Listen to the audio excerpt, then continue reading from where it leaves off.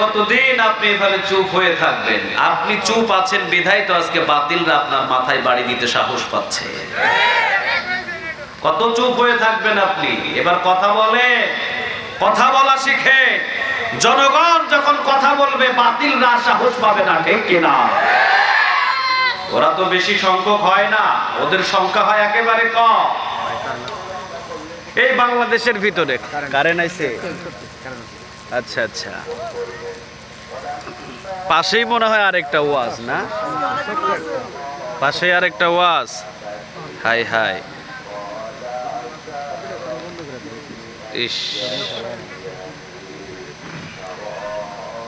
এই শোনো, এই যে কারেন্ট আইছে না, আর যাবে না তো নাকি? না চলে যাবে আবার? কারেন্ট চলে যাবে নাকি? কারেন্ট যদি এরপরে চলেও যায়, জেনারেটর অফ হবে না, আর এটা চালু হবে, জেনারেটরই চলবে। কারণ কোন মাহফিলে দেখলাম না এভাবে কারেন্ট চলে যায়। অন্তত মাহফিলের দিন তো কারেন্ট থাকে। আপনাদের এলাকায় দেখি ওই দিনে আবার হারায়া যায় কারেন্ট। ব্যাপারটা কি? আল্লাহ তুমি কবুল করো। আরো জোরে বলেন আমিন। আর কারেন্ট না দিলে সমস্যা নাই, কোরআনটাই আলো। কোরআনটাই কি? আলো। সবাই চায় অন্ধকার করতে, আল্লাহ চায় আলোকিত করতে। কারেন্ট বন্ধ করে দিয়েও লাভ নাই, কারেন্ট টান দিয়েও লাভ নাই। পুরা বাংলাদেশ অন্ধকার করতে চাইলেও আল্লাহ বলে তোরা করবি অন্ধকার, আর আমি করবো আলোকিত। আলহামদুলিল্লাহ বলে। আলোকিত করেন কে? আরো জোরে বলে। এই জন্য আমাদের নো প্রবলেম, কোনো সমস্যা নেই। আল্লাহ তুমি কোরআনের আঞ্জামকে কবুল করে নাও। আরো জোরে বলেন আমিন। আজকের এই কোরআনের ময়দানে যিনি সভাপতিত্ব করছেন আলহাজ মুফতি মোহাম্মদ আলী সাহেব, পেশ ইমাম ও খতিব জামে মসজিদ, আপনারা এত সুন্দর একজন ব্যক্তিকে সভাপতি করেছেন, আলহামদুলিল্লাহ। আমার খুব খুশি হয়েছে। অসংখ্য জায়গায় যায়, সভাপতি এমন জনকে বানিয়েছে ওযুর ফরজও জানে না, গোসলের ফরজও জানে না। ফ্রম সেট করে একদম যেদিন মাহফিল হবে সেই দিন 4-5টা বেলেট লাগাইয়া সেট করছে। আয়েশা বসে রয়েছে একদম। আমি যে গেলাম আপনি কেডা? কয় আমি সভাপতি। এক জায়গায় তো কোরআনের ময়দানে গিয়ে সভাপতির সাথে খাবার খাইলাম, কোন ফটফট ফটফট কথা বলতেছে। আমি বললাম অনেক কথা শুনলাম আপনার কাছ থেকে, ওযুর ফরজ কয়টা, গোসলের ফরজ কয়টা, কোন দেখি আপনি? কয় হুজুর আপনি কি বলেন, আমি বুঝি গোসলের ফরজ জানি না। আমি বলি বলেন। উনি বলছেন গোসলের ফরজ 3টা। আমি বললাম কি কি? কয় পানি, গামছা আর সাবান। এইরকম সভাপতি আমাদের নসিবে জোটে, ঠিক কিনা? আজকের সভাপতি যিনি আছেন আলহামদুলিল্লাহ, আমার যদি কোনো ভুল হয় উনি লোকমা দিতে পারবেন, সেই যোগ্যতা ওনার আছে, আলহামদুলিল্লাহ বলেন। আমার সভাপতি সাহেবের হায়াতকে আল্লাহ দারাজ করে দিক, আমরা বলি আমিন। প্রধান অতিথি যিনি আছেন জনাব আলহাজ মোহাম্মদ আব্দুল লতিফ বিশ্বাস সাহেব, সাবেক মৎস্য প্রাণী সম্পদ মন্ত্রী, হ্যাঁ সাবেক সভাপতি জেলা আওয়ামী লীগ সিরাজগঞ্জ, বর্তমান চেয়ারম্যান জেলা পরিষদ সিরাজগঞ্জ। ভাইজান কি আছেন? আচ্ছা, অসুস্থ। আল্লাহ সুবহানাহু ওয়া তাআলা ওনাকে সুস্থতা দান করুক, আমরা বলি আমিন। এরপরে সম্মানিত অতিথিবৃন্দ অনেক, যেমন জনাব আলহাজ মোহাম্মদ আব্দুল সালাম ফকির সাহেব, বিশিষ্ট শিল্পপতি আজ গড়া। আল্লাহ এই শিল্পপতিকে কবুল করুক, তার সম্পদগুলো যেন আল্লাহ মসজিদ মাদ্রাসায় দান করার সুযোগ করে দেন, আমরা বলি আমিন। আমি শুনলাম উনি নাকি অসংখ্য দান করেছেন মসজিদে এবং মাদ্রাসায়, আল্লাহ ওনার দানগুলো কবুল করো, আমরা বলি আমিন। জনাব আলহাজ শেখ আব্দুল সালাম সাহেব, বিশিষ্ট শিল্পপতি গোপালপুর, আল্লাহ আমার ভাইকেও কবুল করুন। ওনারা আছেন নাকি এখানে? জনাব আলহাজ মোহাম্মদ লুৎফর রহমান, বিশিষ্ট শিল্পপতি আজগড়া, জনাব আলহাজ মোহাম্মদ আবুল হোসেন সরকার, বিশিষ্ট শিল্পপতি জামতলী। যারা এই কথা বলেছেন এই কোরআনের ময়দানে, কোরআন থেকে হাদিস থেকে, আল্লাহ তাদের কথাও কবুল করো, আমরা বলি আমিন। প্রধান বক্তা, দ্বিতীয় বক্তা, তৃতীয় বক্তা, এই প্রধান দ্বিতীয় তৃতীয় দেওয়ার কোনো প্রয়োজন নাই। আমি হলাম প্রধান, আরেকজন হলো দ্বিতীয়, কিন্তু আল্লাহ যদি বলে তুই তৃতীয়, আমারে যদি তৃতীয় বানায়, আপনারা প্রদান করে লাভ হবে কোনো? কথা বলেন না কেন? প্রধান দ্বিতীয় তৃতীয় ফায়সালা করবেন কে? আল্লাহ। শুধু নাম দিয়ে দিলেই হয়, আলহামদুলিল্লাহ। যাক, অসংখ্য মসজিদ কমিটি এবং যুবক বৃন্দ, এই যে এলাকাবাসী যেভাবে আঞ্জাম দিয়েছেন এই কোরআনের ময়দানকে, আল্লাহ সুবহানাহু ওয়া তাআলা এই কোরআনের ময়দানকে কিয়ামতের দিন নাজাতের ওসিলা বানিয়ে দিক। আমিন। যুবকেরা দেখলাম খুব সুন্দরভাবে আঞ্জাম দিচ্ছেন। বেলকুচির যুবকেরা কোরআন প্রেমিক, বেলকুচির যুবকেরা ইসলাম প্রেমিক। আমি দোয়া করি আল্লাহ এদের ভবিষ্যৎ জীবনটা সফল করুক। আমিন। এদের ঈমান, খালিদ বিন ওলীদের ঈমান আল্লাহ যেন এদেরকে দান করে, আমরা বলি আমিন। একটা যুবক দেখলাম এই আঞ্জাম দিতে গিয়ে অনেক কষ্ট করেছেন।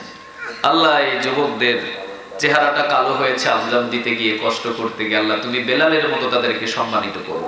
আমিন। বেলাল ছিলেন অনেক কালো মানুষ, সম্মান বাড়াইছেন কে? আল্লাহ। আরো জোরে বলে আল্লাহ। আর আবু জেহেল একবারে লাল টুকটুকে ছিল, সুন্দর, কিন্তু কোরআন ছিল না, দুনিয়া থেকে শেষ করলেন কে? আল্লাহ। এই যুবকেরা যে কোরআনের আঞ্জাম দিয়েছেন, আল্লাহ মেয়েদেরকে সম্মান দিবে, আলহামদুলিল্লাহ।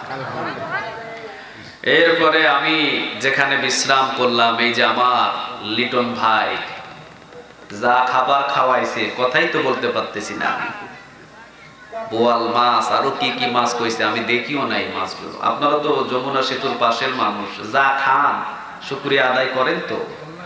হ্যাঁ, নাকি খাইতেছেন খালি? কে খাওয়াইতেছে? কে? আল্লাহ। আমি যতবার বোয়াল মাছ মুখে দিছি ততবার পড়ছি আলহামদুলিল্লাহ। যেমনে তাকায় রয়েছে, জিভে পানি চলে এসে সবার। হ্যাঁ, কত সুন্দর খাবার এই যমুনা নদী থেকে আল্লাহ মাছ দিচ্ছেন। দেখেন কেউ ছাড়ে না, বরকত দেন কে? আল্লাহ। আরো জোরে বলেন আল্লাহ। এরপরে এই যে আমার ভাই পাশে বসে আছেন রমজান ভাই, রমজান ভাই দীর্ঘদিন আমার সাথে কথা বলেছেন, কথা বলে একটা ডেটের ফাইসালা করেছেন। এমন দিনই হয়েছে 3টা মাহফিল এক জায়গায়। কয়টা? হ্যাঁ, 2 জায়গায়, মানে 2 দিকে মনে হয় 2টা হচ্ছে না। আহা, যদি ওই 2টা না থাকতো তাহলে তো আপনারা প্যান্ডেলও জায়গায় তো মনে হয় দিতে পারতেন না। তারপরেও যতটুকু মানুষ আপনারা এসেছেন আলহামদুলিল্লাহ, শেষ পর্যন্ত থাকবেন তো?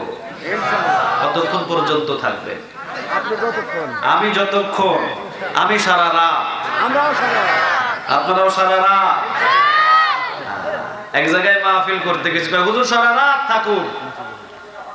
আমি বললাম সারা রাত থাকবেন, ভালো কথা, আপনারাও বলতেছেন সারা রাত থাকবেন, কিন্তু রাতের 4টা বাজে গিয়ে যখন ঘুমাবেন, ফজর নামাজ তো পড়বেন না, এটা তো জানি। রাতের 4টা বাজে ঘুমাইলে আবার 5টা 6টা বাজে ফজর নামাজ পড়ার ইমাম আমাদের অতটা সহজ নয়।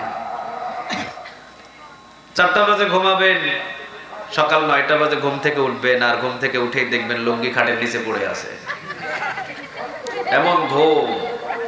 আমরা সময়ের দিকে লক্ষ্য রেখে যাব, যাতে আমাদের ফরজ নামাজটা কাজা না হয়। ওয়াজিব মানুষদেরকে নামাজি বানানোর জন্য, ঠিক কি না? মসজিদ কেন করেছে? কি জন্য? এই মসজিদে সেজদা দিয়ে দিয়ে কপালটা আমরা কালো করব, ঠিক কি না? এজন্যই তো মসজিদ। কিন্তু ওয়াজ শুনলেন, নামাজ পড়লেন না, এই ওয়াজ দিয়ে কোনো লাভ হবে না? কথা বলেন না। ওয়াজের আগের দিন বেনামাজি, পরের দিনও বেনামাজি, এই ওয়াজ কোনো কাজে আসবে না। ওয়াজের আগের দিন বেনামাজি, ওয়াজের পরের দিন কি হবে? নামাজি। এই মাহফিলটা কামিয়াব, আলহামদুলিল্লাহ বলেন। যারাই বেনামাজি আছেন, আল্লাহ তুমি তাদেরকে 5 ওয়াক্ত নামাজি বানিয়ে দাও। আরো জোরে বলেন আমিন।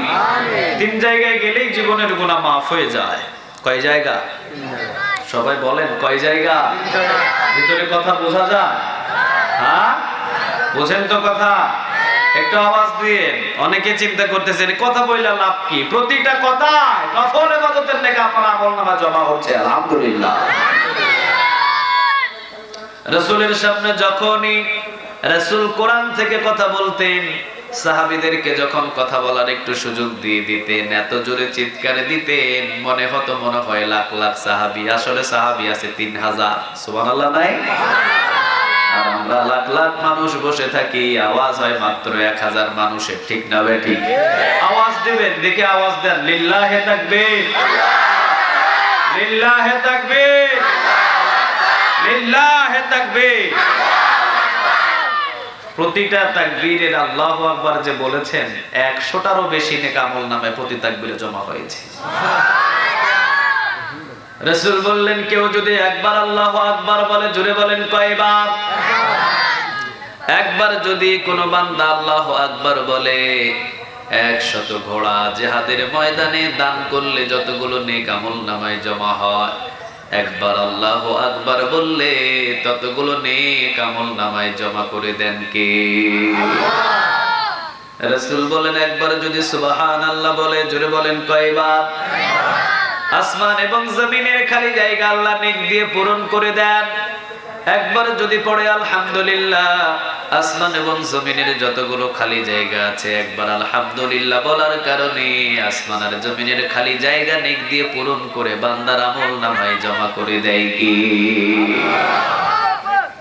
দুইটা শব্দ। কয়টা? সবাই বলে দুইটা শব্দ আছে। রাসূল বলেন, আল্লাহ বলেন, এইমাত্র আমাকে আসমান আর জমিনের খালি জায়গা গুনাহ দিয়ে কেউ পূরণ করতে পারবে না। আলহামদুলিল্লাহ বলেন। আপনি কত গুনাহ করেছেন? আপনার গুনাহ আসমান পর্যন্ত কখনো ঠেকবে না। পারবেন? ঠেকাইতে পারবেন? কয়দিন গুনাহ করছেন আপনি? গুনাহ হয় আবার মাফও হয়ে যায়, ঠিক কি না? গুনাহ করছেন, সেজদার বিনিময়ে আল্লাহ মাফ করে দিচ্ছে। গুনাহ করছেন, কোরআনের ময়দানে বসার কারণে আল্লাহ মাফ করে দিচ্ছে। আলহামদুলিল্লাহ। রাসূল বলেন গুনাহ মাইনাস হয়ে মাফ হয়ে যায়, কিন্তু একবার নেক যদি আমল নামায় লেখা হয়, ওই নেক আর কখনো মোচন করা হয় না, ঠিক না ঠিক? 30 বছর গুনাহ করেছেন, একদিনের আমলে 30 বছরের গুনাহ মাফ করে দিতে পারেন কি? আর জোরে বলেন কে? কিন্তু 30 বছর নেক আমল করেছেন, 30 বছরের নেক আমল আল্লাহ রাব্বুল আলামিন একদিনে কখনো ছিনিয়ে নেবে? আর জোরে বলেন নেবে না। এই জন্য রাসূল বললেন আসমান এবং জমিন কেউ গুনাহ দিয়ে পূরণ করতে পারে না। আপনি 70 বছর 80 বছর গুনাহ করেন না কেন, আপনার গুনাহ আসমান জমিন পরিপূর্ণ হবে না। কিন্তু রাসূল বললেন দুইটা শব্দ পড়লে, দুইটা ওয়ার্ড পড়লে আসমান আর জমিনের খালি জায়গা নেক দিয়ে পূরণ করে দেন কে? সারা জীবন গুনাহ করেছেন আপনি, আপনি নেক দিয়ে সারা জীবন গুনাহ করেছেন, গুনাহ দিয়ে আপনি আসমান জমিনের খালি জায়গা পূরণ করতে পারছেন না। আর আল্লাহ বলছেন দুইটা ওয়ার্ড আপনার উম্মতের জবান থেকে বাহির হলে আসমান জমিনের খালি জায়গা আমি নেক দিয়ে পূরণ করে দিই।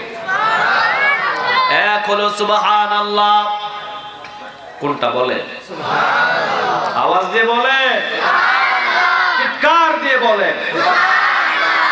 আরেকটা হলো আলহামদুলিল্লাহ। এই দুইটা শব্দ যদি বলেন আসমান আর জমিনের খালি জায়গা নেক দিয়ে পূরণ করে আমলনামায় জমা করে দিবে কে? এই জন্যই তো আমরা পড়ি সুবহানাল্লাহ, আলহামদুলিল্লাহ, লা ইলাহা ইল্লাল্লাহ। সুবহানাল্লাহ, আলহামদুলিল্লাহ, লা ইলাহা ইল্লাল্লাহ, লা ইলাহা ইল্লাল্লাহ, মুহাম্মাদুর রাসূলুল্লাহ সাল্লাল্লাহু। তিনটা জায়গায় গেলে জীবনের গুনাহ মাফ। জুড়ে বলেন কয় জায়গা? আওয়াজ দিয়ে বলেন কয় জায়গা? তিন জায়গায় গেলেই জীবনের গুনাহ মাফ হয়ে যায়। এক হলো আরাফাতের ময়দান, নোট করে নিয়ে যান এগুলো। এক আরাফাতের ময়দান, আপনি হাজার গুনাহ করেছেন, পা দিয়েছেন, বাহির হওয়ার সময় আল্লাহ বলেন নিষ্পাপ। মায়ের গর্ভে থেকে যেইভাবে শিশু নিষ্পাপ হয়ে বাহির হয়ে যায়, ওইভাবে নিষ্পাপ করে আমি তোকে বাহির করে দিই। আলহামদুলিল্লাহ। এই আওয়াজ তো একটু ডিস্টার্ব, কারণ ওইটা বাড়ি মারতেছে আমারে, আমারটা মনে বাড়ি মারতেছে ওই বক্তারে। আজকে বক্তা বক্তা লড়াই। সবাই মিলে যদি একটা করা যায় তো আরো ভালো হইতো, ঠিক না? আলহামদুলিল্লাহ। আর আপনারা যদি একটু পরামর্শ করে নিতেন আগে, ভাই আমাদেরও প্রোগ্রাম, তোমাদেরও প্রোগ্রাম, তোমরা মাইক এইদিকে দিও না, আমাদের মাইক ওইদিকে দিব না, তাহলে তো একটা মীমাংসার ভিতরে হয়ে যেত, ঠিক কিনা? কিন্তু একটা মাইক মনে হয় এইদিকে দিয়েছে, ওইটা আসি এইদিকে আমাকে ডিস্টার্ব করতেছে। যাক আলহামদুলিল্লাহ। তারপরেও আল্লাহ আমাদের সফলতা লাভ দিক, আমিন। আরো জোরে বলেন আমিন। আপনাদের মাহফিলে যারা বসেছেন দেখতেছি মানুষ আসতেই আছে, আসতেই আছে। বসেন কয়টায় আপনারা? 12টা পর্যন্ত আসে নাকি? মানে 12টা পর্যন্ত আসে আর যাওয়ার সময় রাতের 3টা পর্যন্ত শুধু যায়। মানে আসতে এবং যাইতে এই সময়টা আমরা কাটাই না। মাহফিলটা সময়ের দিকে লক্ষ্য রেখে শেষ করতে হবে। আমরা 12টার ভিতরে এখান থেকে বিদায় নিব ইনশাআল্লাহ। যারা আসতে পারেন নাই, কিয়ামতের ময়দানে আপনাকে বলবে তোর এলাকায় একটা কোরআনের মাহফিল সাজানো হয়েছিল, গেলি না কেন? যদি প্রশ্ন করা হয় উত্তর কোনো দেওয়া যাবে না, দিতে পারবেন না আপনি, কারণ কোরআনটা কার? কার মহব্বতে এসেছেন? আরো জোরে বলেন আল্লাহ। বলেন এখানে যারা বসেছে তারা আমার মেহমান, আলহামদুলিল্লাহ বলবেন না? তিরমিজির বর্ণনা 500 রাকাত নফল নামাজের নেক এই কোরআনের ময়দানে বসলে আল্লাহ আমল নামায় জমা করে দিবে। সারা রাত পারবেন পড়তে? কয় রাকাত পারবেন? কিন্তু রাসূল বললেন কোরআনের ময়দানে একটু বসলেই 500 রাকাত কবুল হওয়া নফল নামাজের নেক আমল নামায় আল্লাহ জমা করে দিবে। আরেক বর্ণনায় রাসূল বললেন 60 বছর নফল ইবাদত করলে যতগুলো নেক, 60 বছর অনেক সময় মানুষ বাঁচেও না, ঠিক না বেঠি? কিন্তু রাসূল বললেন 60 বছর নফল ইবাদত করলে যতগুলো নেক আমলনামায় জমা হয়, কোরআনের ময়দানে একটু বসলে 60 বছর নফল ইবাদতের নেক আমলনামায় জমা করে দেন কে? ঠিক। এই জন্য 3টা জায়গায় গেলে জীবনের গুনাহ মাফ। জোরে বলেন কয় জায়গা? আরো জোরে বলেন কয় জায়গা? 3 জায়গায় আপনি গেলেই জীবনের গুনাহ মাফ হয়ে যায়। প্রথম নাম্বার আরাফাতের ময়দান। আরাফাতের ময়দানে আপনি পা দিয়েছেন, যেই দিন আপনি আরাফাতের ময়দান থেকে বাহির হবেন আল্লাহ বলেন নিষ্পাপ করে আমি তোকে বাহির করে দিলাম। কোনো গুনাহ থাকে না, কাবার চত্বরে গেলেও গুনাহ থাকে না, ঠিক না বেঠিক? দ্বিতীয় নাম্বার, যারা জুমা মসজিদে বেশি বেশি যায় তাদের জীবনের গুনাহগুলো মাফ করে দেন কে? এই যে আপনারা জুমার মসজিদ কত সুন্দর করে বানিয়েছেন, ঘরটা বলেন তো কার? খরচ করছেন আপনারা, নাম দিবেন কার ঘর? আরো জোরে বলেন আল্লাহ বলেন এই ঘরগুলো আমার, এই ঘরগুলো আপনার নয়, ঘরটা কার? কাবা ঘর বানানোর পর এক মুষ্টি পরিমাণ কিছু ছোট ছোট পাথর বেঁচে যায়। আল্লাহ রাব্বুল আলামিন বললেন ইব্রাহিম আলাইহিস সালামকে পাথরগুলো ছিটিয়ে দাও, পাথরগুলো ছিটিয়ে দাও। আরে আমি পাথরগুলো ছিটাইলে তো এখানেই থাকবে।